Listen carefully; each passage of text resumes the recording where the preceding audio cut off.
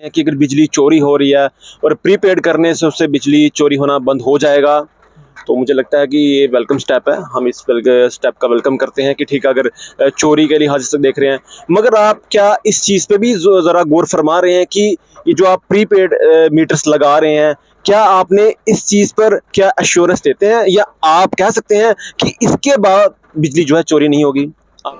सत्य कहेंगे, सत्य लिखेंगे, सत्य चलेंगे।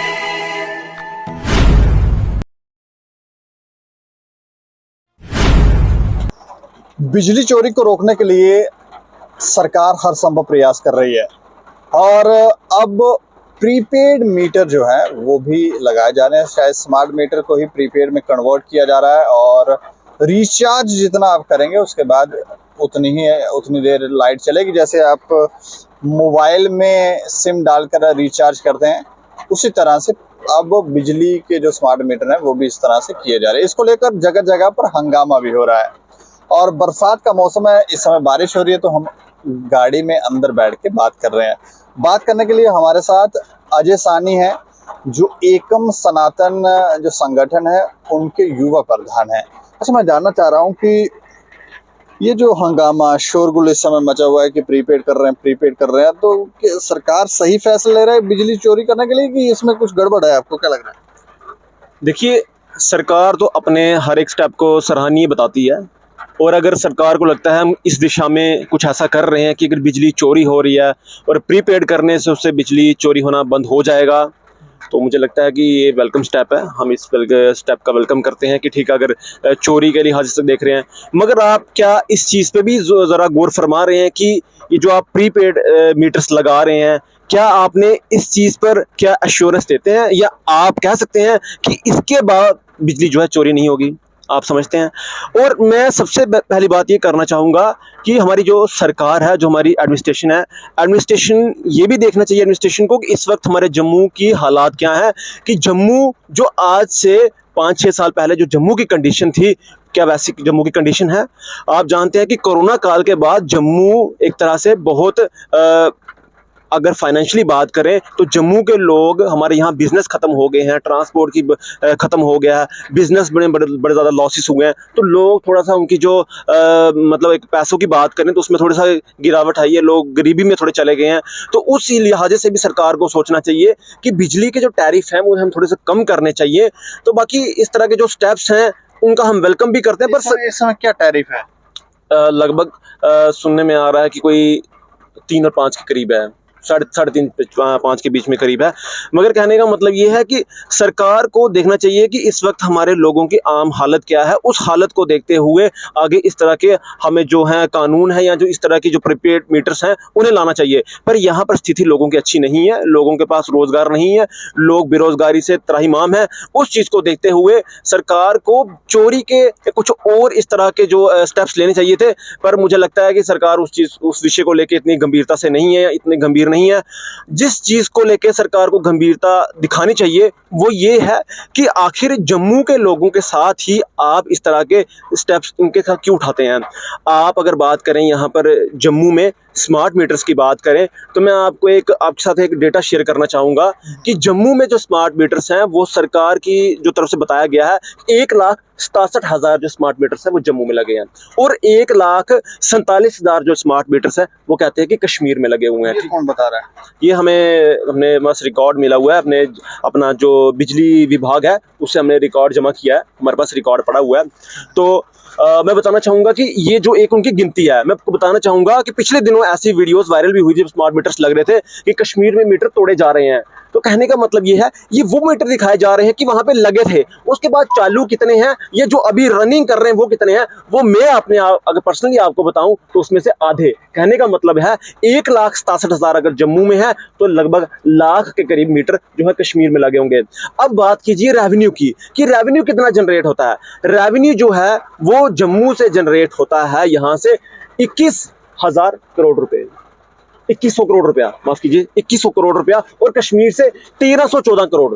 1340 करोड़, 1350 कश्मीर से और 2100 करोड़ होता है जम्मू से। अब इसके बाद आप बात कर लीजिए कि यहाँ पर जम्मू में पैदावार कितनी है बिजली की। तो जम्मू में जो प्रोजेक्ट्स हमारे बड़े जैसे बगलियार है, उसके बाद और बड़े सारे प्रोजेक्ट्स NHPC है जो सेंटर के अधीन आता है, उसका जो कश्मीर में जेलम का है, सिंध का है। तो मैं आपको बताऊं कि जम्मू में लगभग 900 से 1000 मेगावाट जो बिजली पैदा होती है और कश्मीर में 200 या 250 के करीब। अब आप कंपेयर कीजिए, कश्मीर में 200-250 मेगावाट के करीब बिजली पैदा होती है और जम्मू में कितनी, 1000 के करीब। अच्छा, कश्मीर से रेवेन्यू कितना जनरेट हो रहा है, 1340 करोड़, और जम्मू से कितना हो रहा है, 2100 crore. How is it possible? जहां से बिजली ज्यादा पैदा होती है वहां पर रेवेन्यू। पिछले दिनों सरकार ने एक डेटा भी शेयर किया था, उन्होंने बताया था कि लगभग कुछ 6600 करोड़ की बिजली जो है वो जम्मू कश्मीर में मुहैया होती है, और उसमें रेवेन्यू जो लगभग आधा ही रेवेन्यू जो है वो वापस आए, रिटर्न में पैसा आ सकता है, बाकी सारा का सारा पैसा जो है वो डूब जाता है। तो उसको कैसे रिकवर करेंगे? देखिए, ये मैं आपके जो आपका डेटा है उसको बिल्कुल करेक्ट कर देता हूँ। सरकार का कहना है कि 9000 करोड़ रुपया हमारा खर्च होता है बिजली पे जम्मू कश्मीर में, और हमें रिटर्न में आता है 3500 करोड़। ठीक है, हम सरकार को समझते हैं कि सरकार अगर ये इस तरह के स्टेप्स ले रही है तो हम चाहते हैं कि इसको भी रिकवर किया जाए। इसको रिकवर होना चाहिए कि सरकार अगर 35,000, सरकार कहती है कि हम 35,000 करोड़ रुपया आज हम पे लोन है, ठीक है, उसको भी पूरा होना चाहिए। पर मुझे लगता है कि जम्मू में बिजली ज्यादा पैदा हो रही है, कश्मीर में कम हो रही है, पर जम्मू में ही कट होते हैं और जम्मू से ही रेवेन्यू ज्यादा लिया जाता है। आप कश्मीर से कब लेंगे? जो कश्मीर जो कंज्यूम करता है बिजली वो जम्मू से ज्यादा करता है, पर रेवेन्यू वहां से कम आ रहा है और जनरेट ही बिजली ज्यादा जम्मू में होती है, तो रेवेन्यू क्यों ना आप ज्यादा वहां से लेते हैं? तो मुझे लगता है वक्त है कि पिछले 70-75 सालों से जो जम्मू को इन्होंने खाया है, जम्मू के रिसोर्सेज यूटिलाइज किए हैं, अगर मैं संक्षिप्त में कहूं तो जम्मू की मेहनत पर कश्मीर पल रहा है।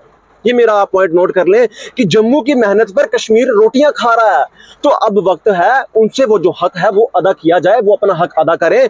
जो सरकार आज 35,000 करोड़ के लॉस में है वो लॉस फुलफिल किया जाए कश्मीर से, क्योंकि जम्मू ने टैक्स पेयर हैं, जम्मू ने अपना जो अपना जितना कर्जा है या जम्मू के जितने टैरिफ है, जितना पैसा बनता है जो देना है हमें, हम उसे पे कर रहे हैं।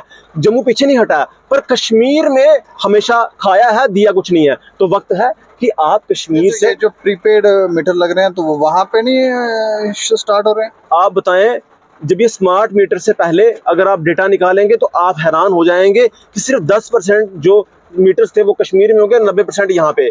उसके बाद जो मैंने डाटा आपके साथ साझा किया कि 1,47,000 के करीब यहाँ पे, 1,67,000 यहाँ पे हैं, पर उसमें आधे जो चल नहीं रहे हैं, मतलब लगभग 50% कम वहाँ पर मीटर जो है चालू है और उसमें डबल यहाँ पे हैं।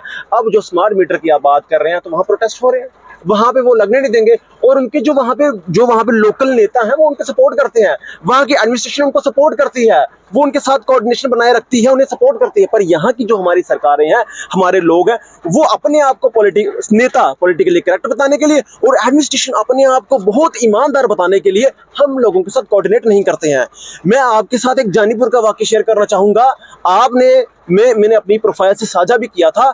आज से कुछ महीने पहले जब हम कैंपेन कर रहे थे जानीपुर में हमारी पार्टी को लेके, उस वक्त एक घर में एक बुजुर्ग माँ बाप थे, उनकी उम्र कम से कम भी 80-90 साल होगी, और उनकी जो वाइफ है, जो मुझे याद है, वो पिछले 10 साल से बेड पर हैं, और उनके घर का कनेक्शन काट दिया गया। वो इसलिए काट दिया गया था क्योंकि उनके घर में वहां पर पैसे नहीं थे उनके पास कि वो इंस्टॉलमेंट पे कर सके, क्योंकि सरकार ने कहा कि आपके जितने पुराने बिल हैं उसे आप पूरा कीजिए, हम उस पर इंटरेस्ट नहीं लगाएंगे एमनेस्टी स्कीम के मुताबिक, तो उस पर इंस्टॉलेशन दीजिए आप। वो इंस्टॉलेशन नहीं दे पाए क्योंकि वो बुजुर्ग अकेले हैं घर पे और माता, तो वो कैसे कहाँ से कमाएंगे? वो खाना भी कहीं और लोग दिख जाते हैं खाना। तो हमने उनके घर में सोलर लाइट लगाई, हम जितना कर सकते थे हमने सोलर लाइट लगाई, पर हम उनके घर में पंखा नहीं चला सके क्योंकि हमारे पास भी इतना नहीं है फंड कि हम उनका घर का बिल चुका सकें। तो मेरा ये कहना है कि जब ऐसी स्थिति हम जम्मू में देखते हैं, पर जम्मू का हर जनमानस अपना टैक्स पे कर रहा है, रेवेन्यू दे रहा है, तो आप सरकार का भी वहां फर्ज बनता है कि सरकार कुछ ऐसे लोगों को आइडेंटिफाई करे जिनके घर में कोई कमाने वाला नहीं है, जो बुजुर्ग हैं, उनका कम से कम ध्यान रखते हुए उनके घर में वो उनके घर की बिजली जगाए, उनके घर का पंखा लगाए, ताकि वो ऐसी उम्र में इतने बुजुर्ग, इतने वृद्ध हैं, उस वक्त अगर सरकार उनकी नहीं सुनेगी तो फिर सरकारें किस चीज़ की? सरकारें हमारे लिए हैं, सरकारें हमारी देख रेख के लिए, हमारी प्रॉब्लम सुनने के लिए हैं, पर सरकारें इस वक्त अपना लोन पूरा करने में लगी हैं। और कश्मीर के साथ जिस तरह आप देखते हैं कि आपसी जो भाईचारा उनका है, जो एक प्यार है, वो जम्मू के साथ नहीं है। मैं आपके सामने कुछ और वाक्य भी आज लाना चाहूंगा।